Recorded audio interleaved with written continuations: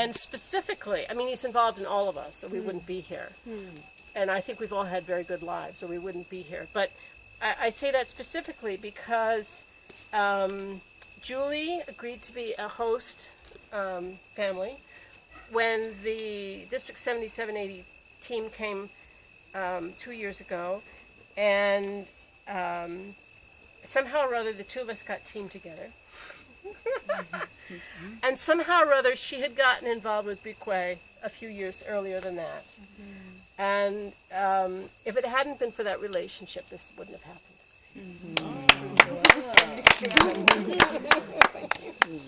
Thank you. Very good. Thank you. Thank you, Martin. You can have your seats, please.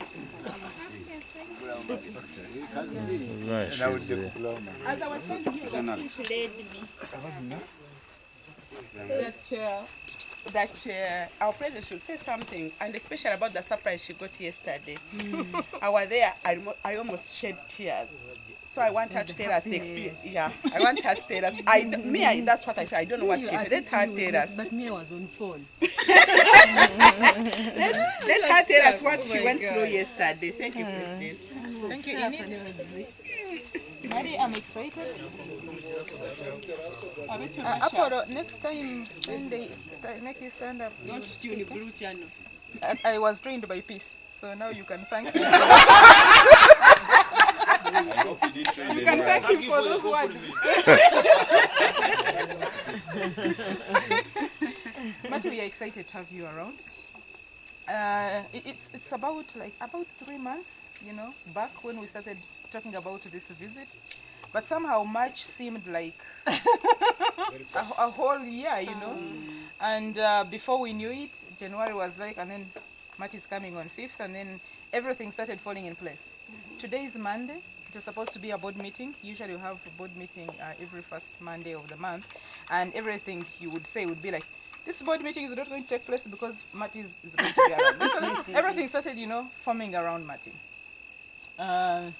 When we harbored the dream of Buyukwe, we somehow became like, I don't know how I can call it, like matatu drivers, taxi drivers going to Buyukwe, because it was one of those weekends. And that road was so bad those days that you would take off in the morning and the earliest you can come back is at 7. So you would definitely cut off all that day to go to Buyukwe. But we went there many times. And sometimes we would go, not because we have something big to take, but because there is, at least you need to know if there is something that has changed. And that's how we got stuck in Buyukwe. One thing led to the other, and finally we started writing proposals. The proposal was small at first, then it expanded, and now what we are starting to see on the ground is actually bigger than even the proposal that we wrote. That's true. So each day we get excited about it. But what is more exciting is that we have people behind us who are sharing our dream. If it was just us, probably it would be a little bit frustrating. But you coming in to share in our dream is humbling. I remember when you came here 2 years ago, we talked about Buyukwe, those long night talks on the dining table. It was always about Buyukwe, every night. We would talk for many hours, then go to bed. When you were going to Bwindi, somehow we didn't have in the program going to Buyukwe. Yeah. But I don't know what you thought about when you went to Bwindi. Maybe you kept thinking, this woman must be possessed with Buyukwe. So when you came back, it was, Julie, I am going back, but I must go to Buyukwe, And that's how this whole thing fell in place. I must thank you because you kind of read my mind. Buyukwe is one thing I believed in. I just had hope. I didn't have the money. I didn't have nothing, but it was just hope. And this is hope. This is a dream that I shared with many, about at least 5 people whom we shared a dream with.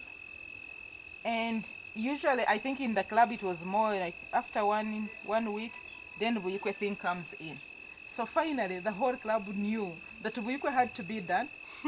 At what point is what we did not know.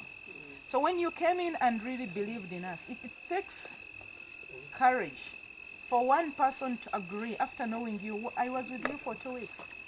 But after 2 weeks, you really entrusted us with $250,000. That was big. That was big. You know, here, even when your father gives you pocket money, you're going to school, you have not earned it. You still count through. You know, that's how bad it is. But $250,000. And I can assure you, Marty, that that money, we are counting every penny to make sure that if we were supposed to receive one, out of that money, we receive 1.5. You will see maybe by the time we get to the end of the amount of money that we have, I am very sure from the commitment of, right from the procurement committee, we took about 5 months, by the way, agreeing on who to be the contractor, the processes, the meetings, and you know, sometimes it would be frustrating. You would really see time is going, we are not doing anything. But we had to agree that was the best step we needed to take. Yes, you're coming in March, and we haven't begun. Meanwhile, we're in a contractor, this agreement, this one you need to negotiate it, send it to another Rotarian to proofread. We wanted to make sure that we put to the best use the money that you entrusted us with. And we are sure, because when you look at the master plan, we were supposed to have 4 classrooms from that money. But now we have 2 blocks. That's right. Which blocks actually, if you look at each block, it has more than 4 classrooms. Just one block has more than 4 classrooms. Yet the whole total was supposed to give us 4 classrooms, and then we continue building.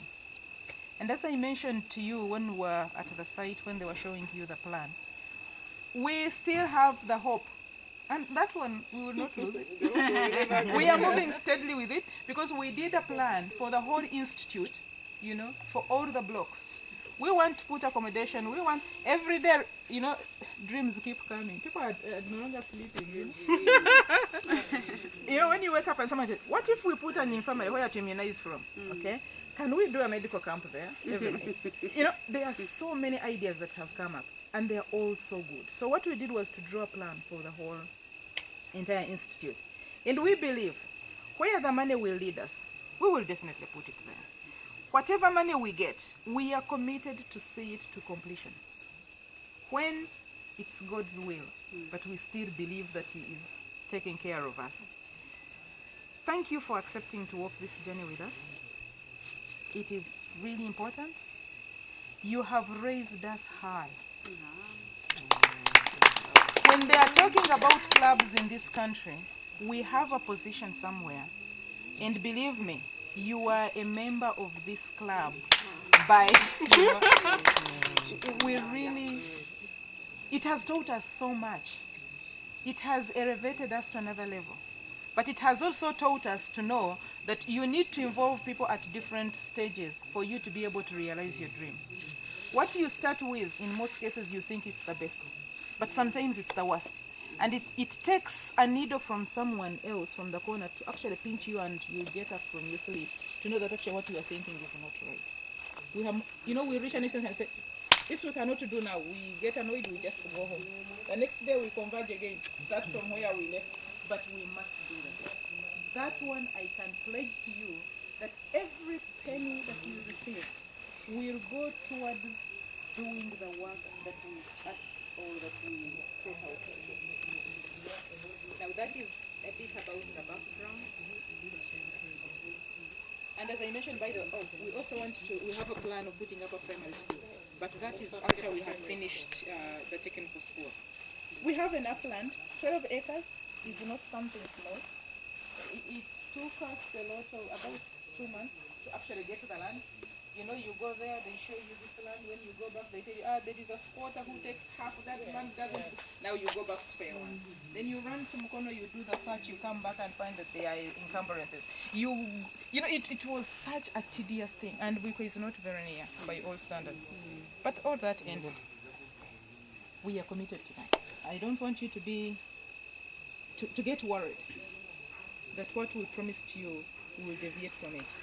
The beauty about this club is that I am leaving presidency, but Ismail is coming in, and Ismail is the other person as a contact person on that project, together with Enid. After Ismail, there is Apollo. After Apollo, there is Flavia. So all these people know what we are doing in Buyukwe and what we are supposed to do. So you shouldn't get worried. I'm not worried. And believe me. And even if I left presidency today, my pledge to the club is that I will always be there for Buyukwe because it has to be completed. So we are definitely moving as a team. Each one of us is involved. We have the procurement committee headed by Peace, and I can assure you, by the time you get something through Peace, you will have really struggled hard to convince him that it's the right thing. So there is a team of about 6